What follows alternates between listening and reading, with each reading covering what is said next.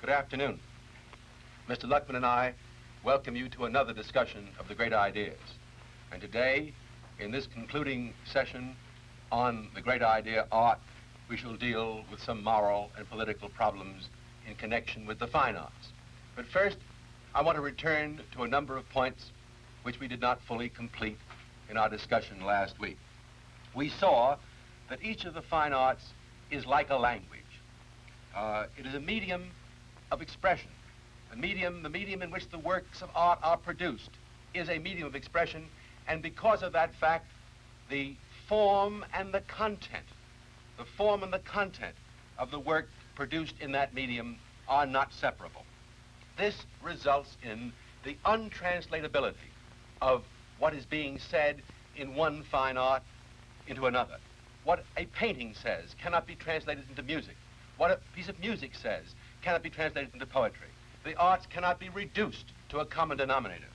And yet, there is a tendency on the part of the general public to try to reduce everything the arts say into the common, ordinary medium of everyday speech. This has two very serious results.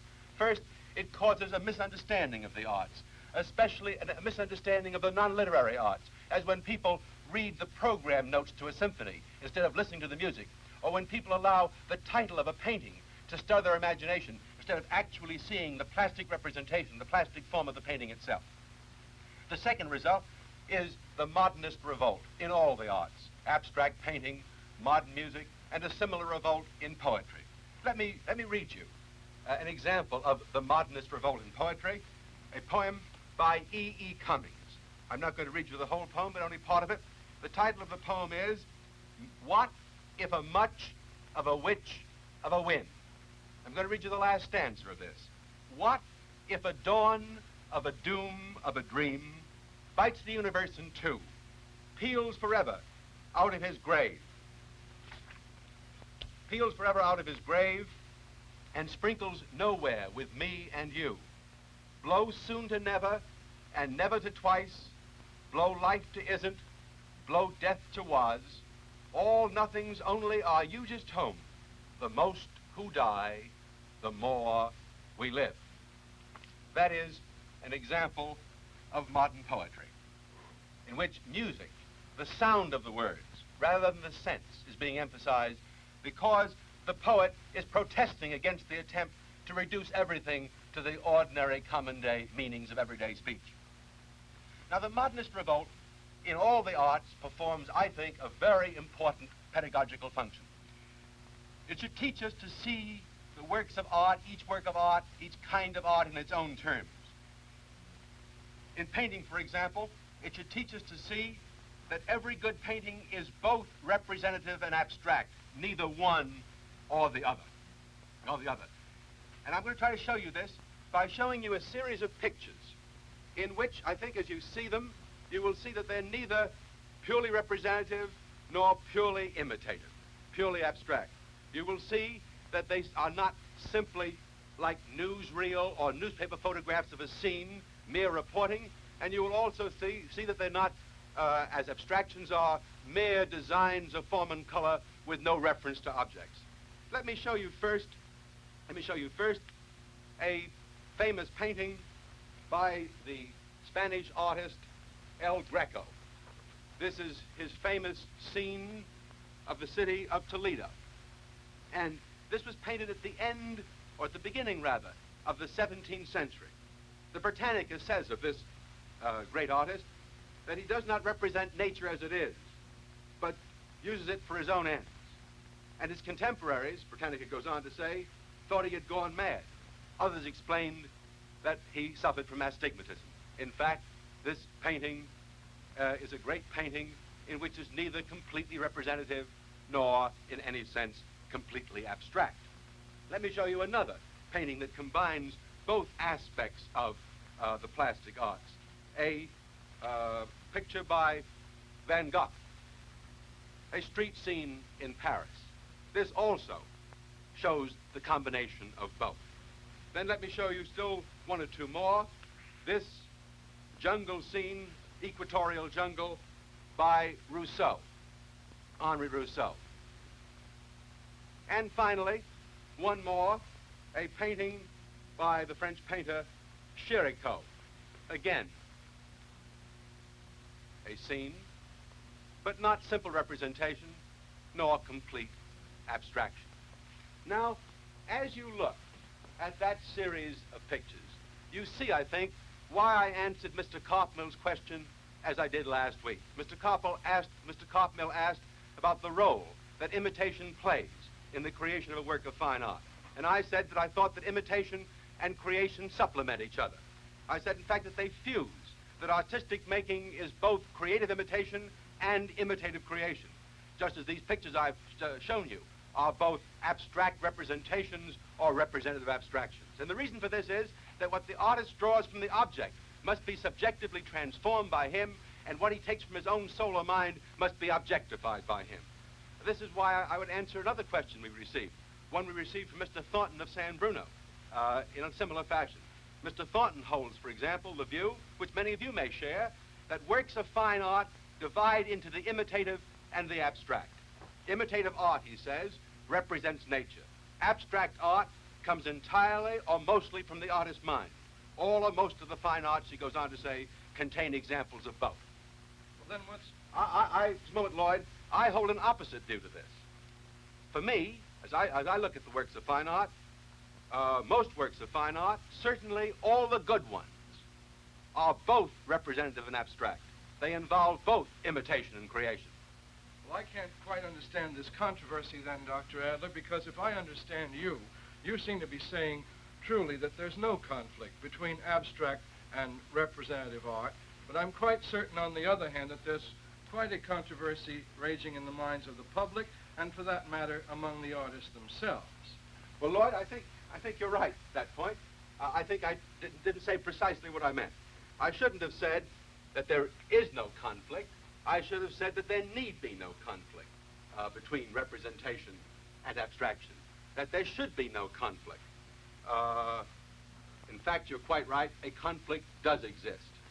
And I think the reason why a conflict does exist is because, as you can see from the pictures I've shown you, and any piece of music or poem that you read, you will see that there's a tension in every work of art between two basic tendencies. And this tension often creates, I think, a tendency on the part of the artist to go to allow himself to go to one extreme as opposed to the other. Let me show you in a chart the parallel lines in which these two opposed tendencies can be expressed. We have talked so far about the opposition between imitation and creation. And on the side of imitation, we've talked about representation in a work of art as opposed to abstraction. But this emphasis on representation, or the imitative aspect of work of art, is also an emphasis on its content, on its objectivity, its reference to an object, and on its realism, its concern with the way reality is. On the other hand, the emphasis on the creative side, or the emphasis on abstraction, leads to the tendencies we call in art, particularly in painting, surrealism, or an emphasis on the subjectivity of the artist rather than the object, what's in him, rather than what's in nature, and primarily an emphasis on the form of his work, the form of the music, or the form of the painting, instead of the content. Now, as this tendency is emphasized in the plastic arts, or particularly in the plastic arts, the public tends to give the plastic arts of poetry or painting, the plastic art of painting or of sculpture, a literary interpretation. And that is why I think the artist tends in the opposite direction toward abstraction. And the poet, on the other hand, in order to get rid of this tendency, tends to go in the direction of form and subjectivity as opposed to objectivity and representation. Now, the question might be whether or not these tendencies can be carried to extremes that cause errors and perversions in the fine art. In fact, we have a question here from Mr. E.V. Sayers of Palo Alto, in which Mr. Sayers says, or asks, is a work of art, however representative it may be, always in some degree an abstraction? And then he goes on to say, is there a limit beyond which art cannot go in this direction, in the direction of abstraction, and still remain valid as art?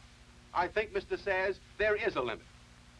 when one goes to the extreme of abstraction, an extreme which removes all representation, all reference to objects, the imitative aspect totally from the work of art, then the work cannot possibly have any intelligibility left. It becomes too subjective. It becomes almost incommunicable. Nothing is communicated because the person has nothing to refer to. And the work of art then, in a sense, reduced to sheer form without any content, becomes a perverted piece of work of mere formalism. Now, if you go to the opposite extreme, the extreme of representation without any abstraction, without any subjectivity, the work then will have no universal significance. It becomes what is mere journalism, mere reporting of a single historical fact or something present and seen. It becomes copying, and then the work says nothing either. It becomes sheer materialism, as the other is sheer formalism, in which the mind of the artist is absent.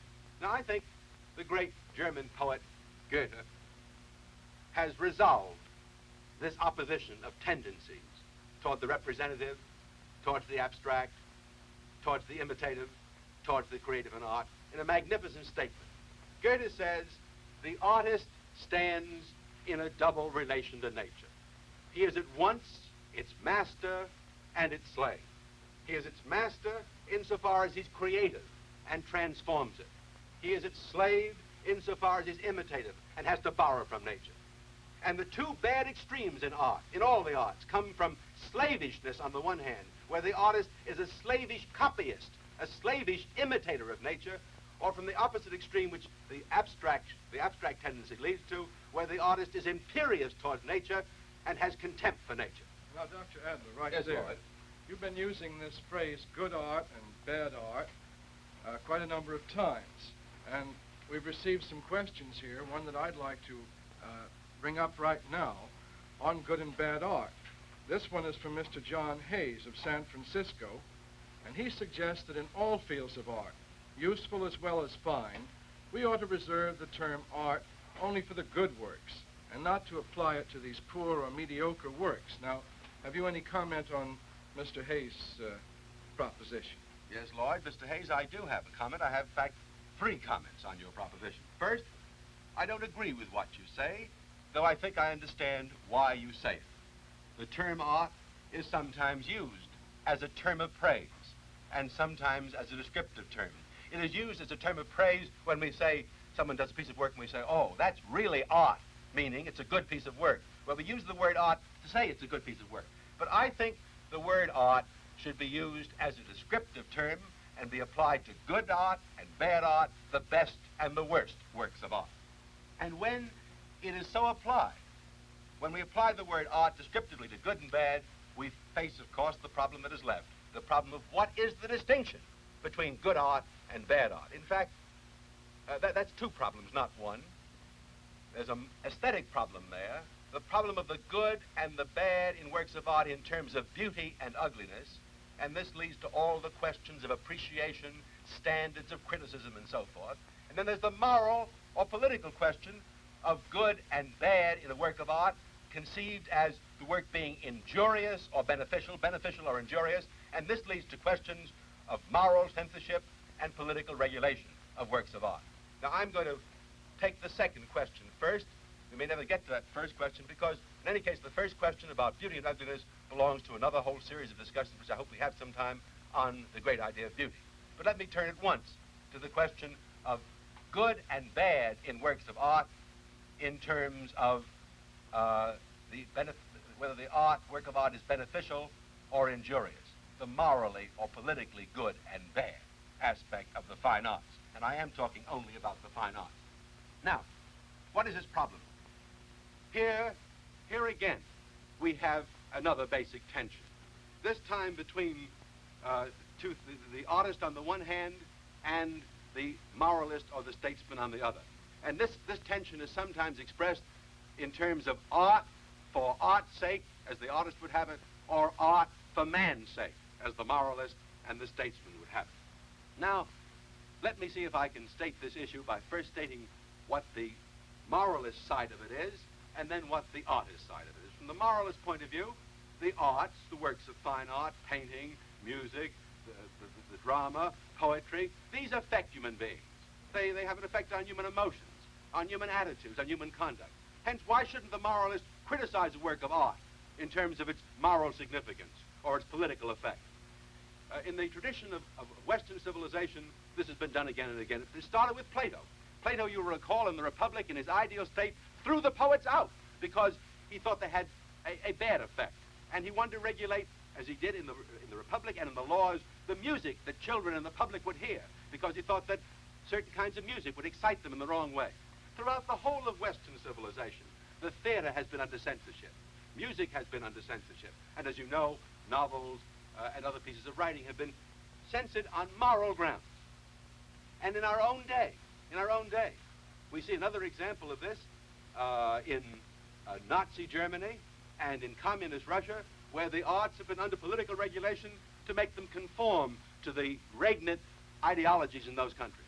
In our own country, there's a great story, as you know, about the motion picture, about the comic books, about jazz, particularly in connection with children, where these are kind of popular arts which are again subject to moral and political scrutiny in terms of their effects upon men. Now, the opposite point of view is that of the artist. The artist says, I should be concerned only with the rules of my art. My only obligation is to produce well, according to the rules of my art, the thing I am trying to make. And my freedom of expression, I have as much right to as any other man has. The fact my freedom of expression is part of the general common right of free speech. Moreover, he says to the moralist and the statesman, you, being concerned with these matters, do not understand the technique of my art. You are ignorant with respect to it and incompetent to tell me how to produce a good work. In fact, he might go on to say, the freedom of the artist in creating works of fine art is exactly the same as the freedom of the scientist in his pursuit of knowledge and truth. Let me show you this comparison in another chart in which we see these three figures, shall I say, set against one another. The scientist is concerned exclusively with the pursuit of truth. The artist is concerned exclusively with the production of things. I'm talking about the fine artist now. The fine artist is concerned exclusively with the production of beautiful things, things of beauty. As opposed to both the scientist and the artist, the prudent man, the moralist or statesman, is concerned with goodness. The moralist with the conditions of a good life, the statesman with the conditions of a good society. And that line there suggests that the prudent man has no business above the line. He can't tell the artist and the scientist how to pursue the truth and produce beauty any more than they can tell him what are the conditions of a good life and a good society. Each should have autonomy in his own field. Well, now, I wonder really, Dr. Adler, if art and morality can be separated quite that sharply. After all, we have to admit that works of art do affect human beings, whether they affect them for good or for evil, right? Yes, indeed. Well, then does the solution lie perhaps in distinguishing not the way you have, but between the work of art and the man who made it? Now, this distinction comes to me as a suggestion from one of our correspondents, a Miss Marilyn Fulsis of Oakland, because she suggests it this way, that when we question the morality of a work of fine art, we are questioning the artist as a man, rather than the work of art itself. Now, I wonder if this distinction helps any. I remember Miss Fulsis' letter. She draws her question, as I recall, Lloyd, from Maritain's excellent book. Yes. Art and Scholasticism. Am I right about that? Yes, Art, she says. Art and Scholasticism. Perhaps it might help then if I were to read a passage from Maritain's book which has a bearing on the conflict between the artist and the moralist, between the artist and the man of prudence. Let me do that right away, because I think it has a direct bearing on this problem. Maritain was deeply concerned in this book with the question, and he says in these pages which I'm reading from, that the work of art is the object of a singular conflict of virtues. The virtue of prudence on the one hand, which is concerned with morality and the good life, the virtue of art on the other hand, which is concerned with producing things of beauty. What makes the conflict so bitter, he says, is the fact that art is not subordinate to prudence, as knowledge, for instance, is subordinate to wisdom. Nothing concerns art, he goes on, but its objects. It has no concern whatever with the good life or the condition of the subject. So that art and prudence each claim dominion over every product from man's hands. In finding fault with the work of art, the prudent man firmly established upon his moral virtue, has the certitude that he is defending against the artist a sacred good, the good of man, and he looks down upon the artist as upon a child or a madman. But perched on his intellectual habit, the artist is certain of defending a good which is no less sacred, the good of beauty. So that Maritain seems to feel that this conflict is not easily resolvable. In fact, not resolvable except in what might be called the ideal case. I ought to add here, Miss Fulsus, that I was in my youth, so fascinated with this problem that I wrote a whole book on the subject. This book, Art and Prudence, which was mainly set off by my concern with the regulation of the motion picture, that great popular democratic art. I was concerned with the issue of artistic excellence in the motion picture as opposed to the moral and political problems of the regulation. And in this book, I finally came to the only solution I could come to on the subject, which in a sense is one I learned from Maritain. The solution comes, I think, can be expressed somewhat this way.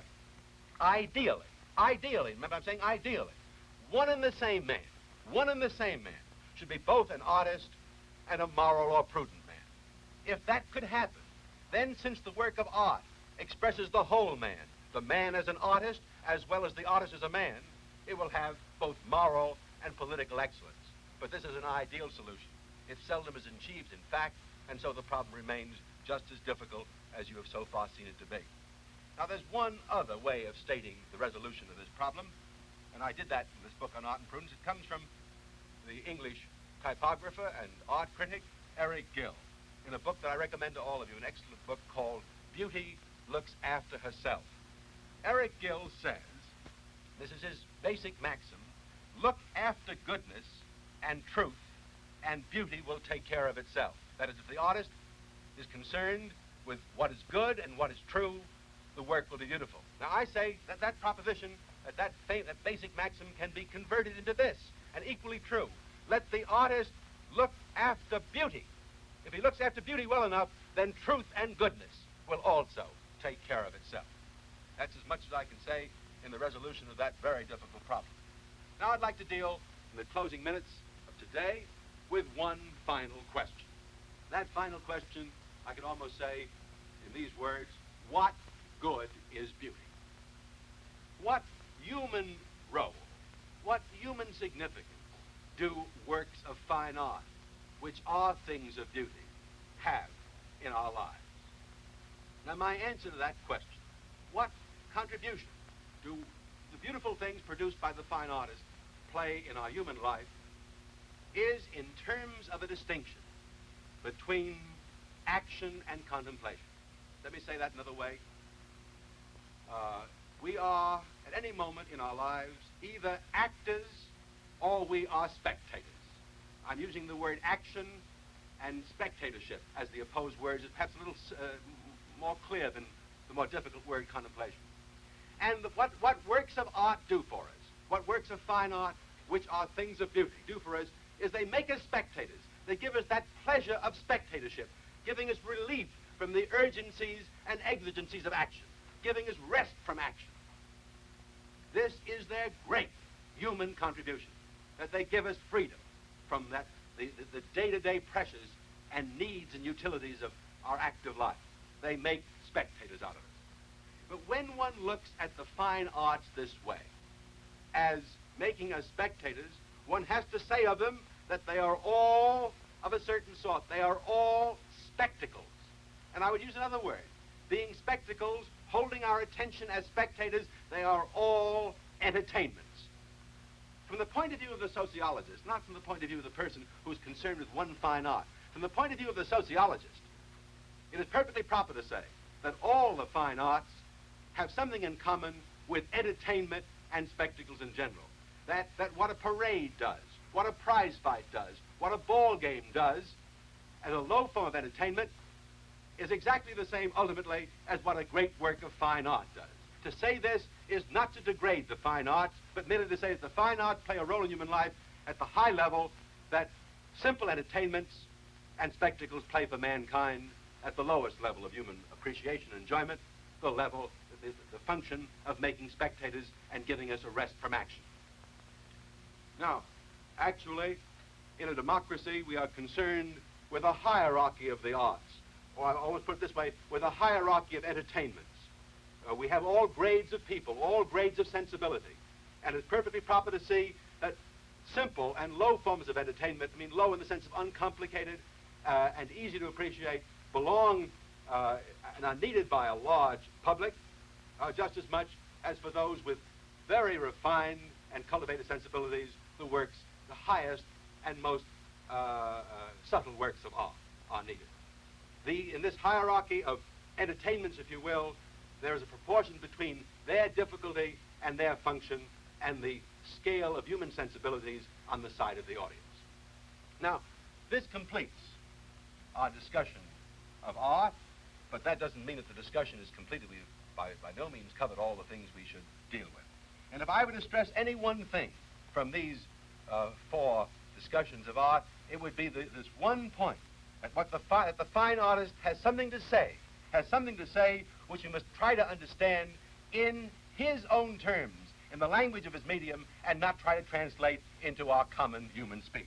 Only in that way will we actually see paintings as paintings, and hear music as music, and read poetry as poetry. Next time, we shall start another great idea, the great idea, man. We shall be concerned with human nature and the origins of man. This is as central an idea as any. In fact, it's probably the most central idea, because as man views his own nature, considers what he is and whence he came from, so does he consider the whole world around him. We shall deal with the basic issue between the Darwinian view of man and the anti-Darwinian view of man. And I'm most concerned to have you all see the importance of taking sides on that issue, as everyone must take sides on that issue. I hope you will send in your questions, any questions you have about the nature of man, the origin of man, or this basic issue about man, which is, I think, must disturb everybody in the contemporary world. Thank you very much.